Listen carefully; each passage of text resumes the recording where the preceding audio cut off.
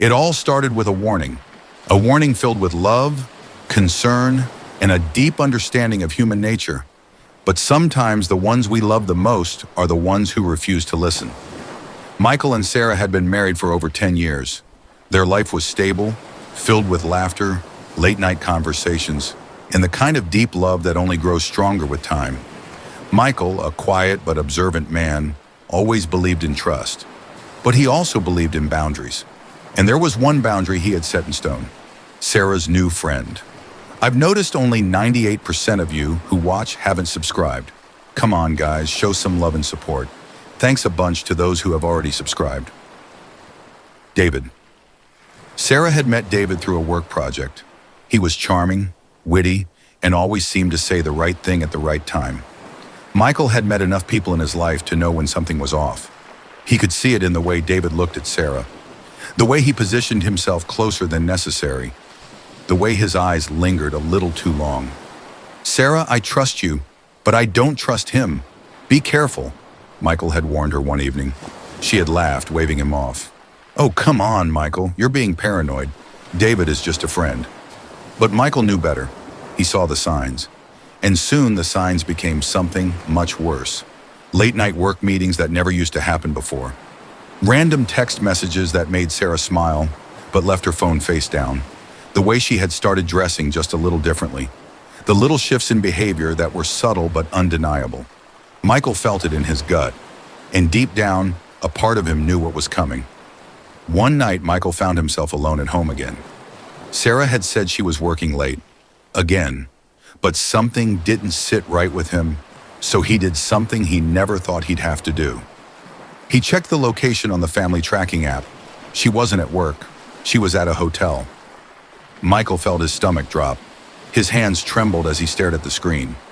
Every part of him wanted to deny what he was seeing, but the truth was right there in front of him. He took a deep breath, steadying himself. This was not the time for emotion. This was the time for action. Instead of calling her, instead of confronting her in a fit of rage, Michael decided to play the long game. He needed proof. He needed to be absolutely sure. So he hired a private investigator. Days turned into weeks, and the truth unfolded like a nightmare. Photos, messages, videos, everything pointed to the same conclusion. Sarah had betrayed him. The woman he had loved, trusted, and built a life with had crossed a line she could never come back from. And now it was time for Michael to make his move. One evening he set the table for dinner, just like any other night. Candles lit, wine poured, the same routine, but this time he was in control. When Sarah walked through the door, she looked surprised to see the effort he had put in. "Wow, what's the occasion?" she asked, smiling. Michael poured her a glass of wine, his expression unreadable. "I just thought we should talk." Sarah sat down, taking a sip. "Of course. What's on your mind?" He slid a folder across the table. "Open it." She frowned, her fingers hesitating before flipping it open. And then, as her eyes scanned the contents, the color drained from her face. The pictures, the timestamps, the undeniable proof. "Michael, I can explain." But Michael shook his head. "No, Sarah, you can't. Because every lie you could possibly tell is already in this folder. Every excuse, every justification, it all falls apart in the face of the truth." Tears welled in her eyes. "It was a mistake. I wasn't thinking." "No, Sarah. A mistake is forgetting an anniversary. A mistake is missing a phone call. What you did was a choice you made over and over again." She reached for his hand, but he pulled away. "Please, Michael, I love you. I don't want to lose you." Michael let out a bitter chuckle. "You already lost me. The moment you decided that my warning wasn't worth listening to, you lost me."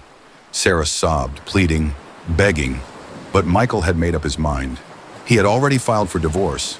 The house, the assets, everything was legally in his favor. She had nothing but regret. As she packed her bags, crying uncontrollably, Michael stood at the door, watching her go. "I warned you, Sarah. Some mistakes last forever." As Sarah disappeared into the night, Michael took a deep breath. The pain was unbearable, but he knew one thing for sure. He had won the only battle that truly mattered. self-respect. Before we continue, if you're enjoying this story, don't forget to hit that like button, subscribe, and drop a comment below.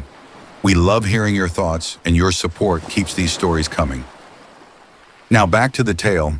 In the weeks that followed, Sarah tried to reach out. Apologies, long messages, attempts to meet, but Michael never responded. He had closed that chapter of his life, and he had no intention of reopening it. Months later, he heard through mutual friends that David had left her the moment things got serious. He had moved on to someone else, leaving Sarah to deal with the consequences of her actions alone. She had gambled everything for a fleeting thrill, and in the end, she lost it all. Meanwhile, Michael thrived. He focused on himself, his career, and rebuilding his life with the kind of peace that only comes from cutting toxicity out. He wasn't bitter, he wasn't angry, he was simply done. Because sometimes the best revenge isn't anger or confrontation.